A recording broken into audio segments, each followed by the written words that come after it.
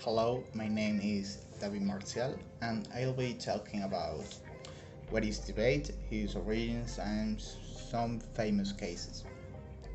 What is debate? First of all, debate is a well-structured technique used when two parties want to demonstrate different points of view on a topic. Sometimes discussions can be made between two individuals or between two teams of people.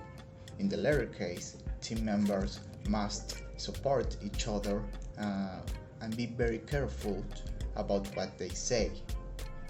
While organized debates are controlled by an intermediary who gives both sides time to argue and avoid interruptions from the other side. The origins. Now, what are the origins of debate? Debating is older than it may seem at first glance. The oldest recorded origins come from ancient Greece around the 5th century before Christ in Athens, with Protagoras the Abdera as the first professional in this field. At this time, the sophists as Protagoras required a very good ability to develop arguments against people reluctant to their thoughts. Right? The sophists were not the only ones, because Socrates possessed a method of teaching that applied certain techniques of modern debate. The Socratic method, that this style was characterized by asking the student questions while feigning ignorance about that topic in particular, until the student realized that what he thought he knew, what he thought he knew, he didn't really know, and his thoughts about something were based on prejudice. So now we have types of debates. No, a debate can be classified depending on the topic to be addressed. There are three main types. Now, the first, we have the value debates where values principles are discussed. For example, is it unethical to eat meat? The next one is factual debates where facts are discussed. Did it happen or not? Is it the case or not? For example, is the health care system prepared for a pandemic? And the last one, the policy debate. What is the problem and what is the solution?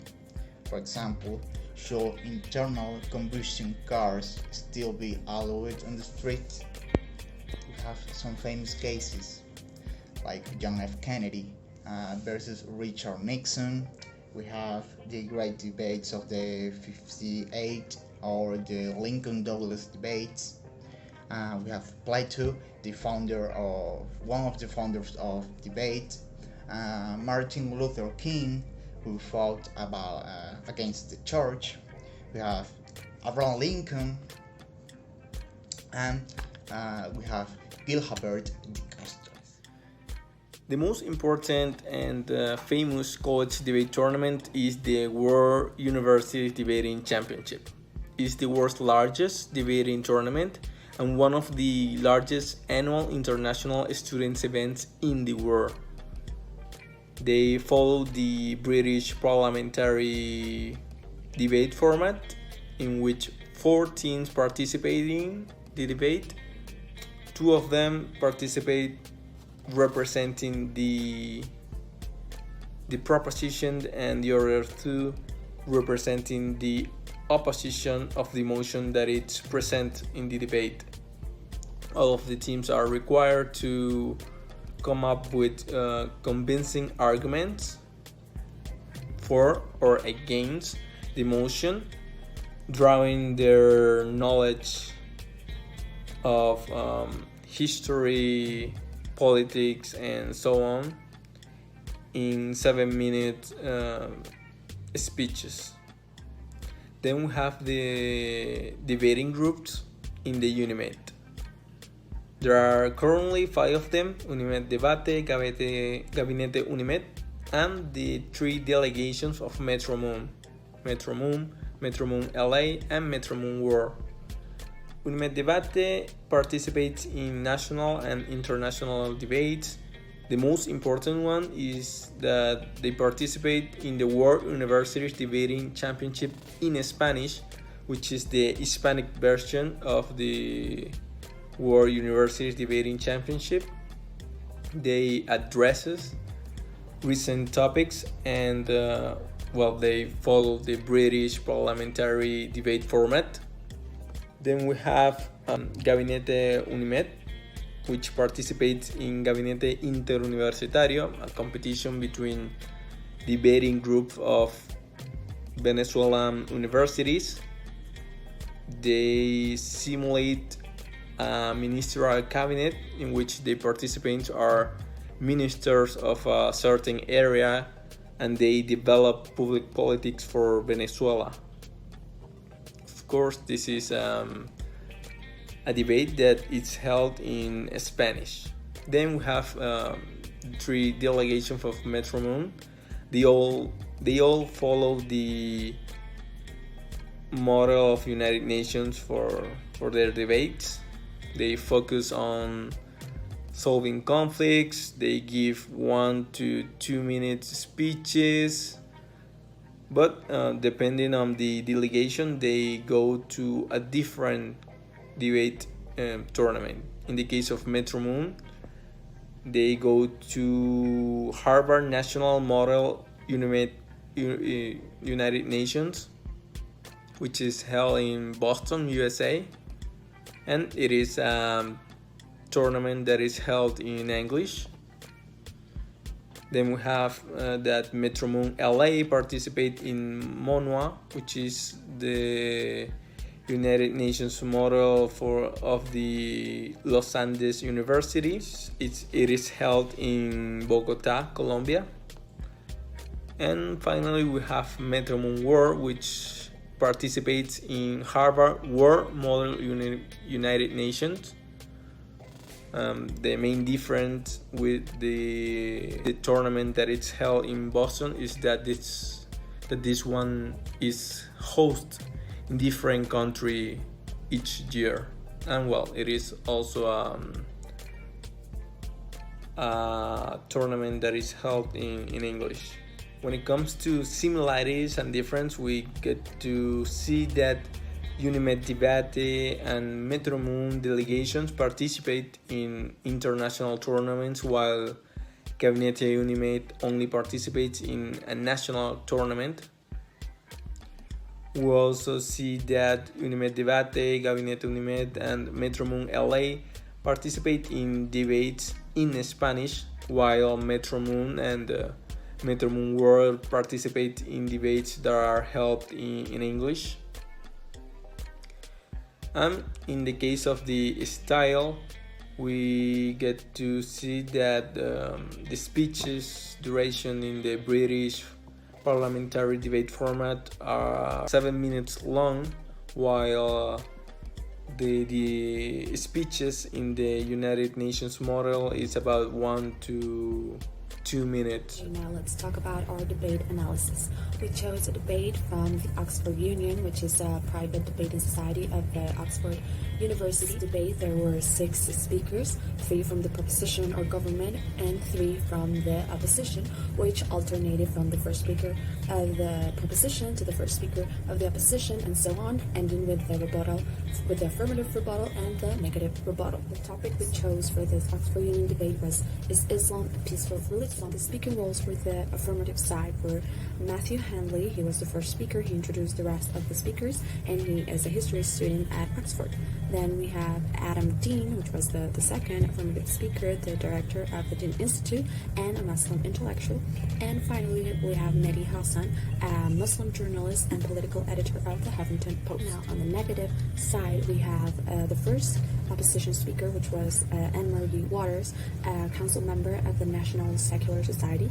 The second speaker was Daniel Johnson, the editor of this 10-point magazine. And the third and final speaker was Peter Atkins, another member of the National Secular Society of the United Kingdom and chemistry professor at Oxford University. let's talk about the debating techniques. Let's begin with matter. The substance of their speeches relied on the evidence of the multiple terrorist attacks in the UK, such as the 7/7 or the recent murder of the British officer Leah Rigby, 9/11, the belly conflicts in Yemen, Pakistan, Iran, Iraq, the women's oppression and child marriages, the capital punishment for homosexuals or adulterers. So the opposition side based their arguments and the reason why Islam is not a peaceful religion on that type of information. On the other hand, the proposition side also provided their evidence to support their main motion. So Dean and Hassan cited actual passages from the Quran. Also, Hassan cited the work of national security expert Robert Pape about suicidal terrorism that claims that all of the attacks, the suicidal terrorist attacks, have non-religious beliefs as a motive, but political beliefs about method, which is the way to organize the speech. Regarding the group organization, the proposition side had a strong line of defense throughout the whole debate. Each speaker followed what the last one had said. Proposition side, it seemed that they complemented each other very well and that they followed that line. Negative side, it was also pretty organized. However, the perception is that it was more of there were three individual speeches and not a single line of debate. So each speech from Waters, Johnson, and Atkins seemed to be more individual. They did not dive deeper into what their partners had previously said. The manner, which is the way in which the speakers presented their information. Perhaps the most remarkable speaker from the 6 videos and from the whole debate was Mehdi Hassan. He had a complete domain of the audience, of himself, of what he was saying regarding all of the aspects of manner. His visual contact, his gestures, the way he walked and the way he managed himself, his voice and his inflections, even his speed. At some points it would seem that he was talking way too fast. However, at any moment his ideas were tangled or were misunderstood. He managed the audience with great ease and with great confidence. That gives confidence to the audience as well. Language use. There are 2 remarkable points seen in the opposition speeches. The first one is Johnson's volume.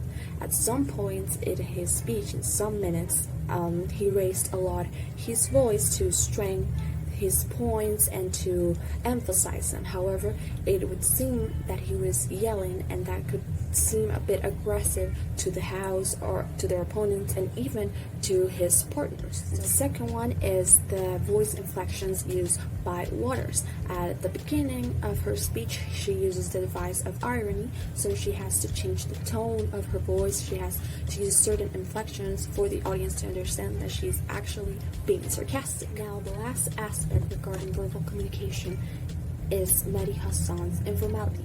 He addressed his fellow opponents and his fellow partners by their first names. He said Anne-Marie, he said Daniel, Peter, and he said Adam, while his opponents and the other speakers address themselves or address the other speakers as my opponent or my partner. Regarding nonverbal communication, as I said, each speaker to some extent managed the visual contact, the gestures, their body expressions. However, it is noted that the proposition side had a greater domain of these aspects. They were not as attached to the written speech as the opposition, which gives them an advantage in the debate. Let's talk about the persuasive impact of this speech. The first and perhaps the most relevant persuasive device, the one that constructs the matter of the debate, is the evidence and the references and the numbers. The second persuasive device that we were able to see in this debate was the usage of inclusive language, in the sense of saying us, our, we. And we could see that in the speeches of both Johnson and Henley. The usage of repetition is also an effective persuasive device that it was spotted in this debate of humor on Hassan's. part. He was a master of combining dark humor, of appealing to the weaknesses of his opponents through humor. There is a point where he even uses another persuasive device, which is the analogy, which is a comparison between two entities. He combines it with dark humor. So he says, Osama bin Laden would be nodding along to everything he's heard tonight from the opposition. He agrees with them at the dark humor, but it's effective and it makes a really, really strong point to the opposition in an easygoing manner. Inside, one could also find the use of humor. As I previously said at the beginning of her speech, Anne-Marie Waters uses sarcasm and irony to convey her message. The effect of these devices can be seen in the audience's faces, in the house expressions of agreement, in the way they nodded and how many times they applauded Hassan's speech. These devices, along with their evidence and the references and their way of delivering their message, were the aspects that provided the ultimate win to the proposition.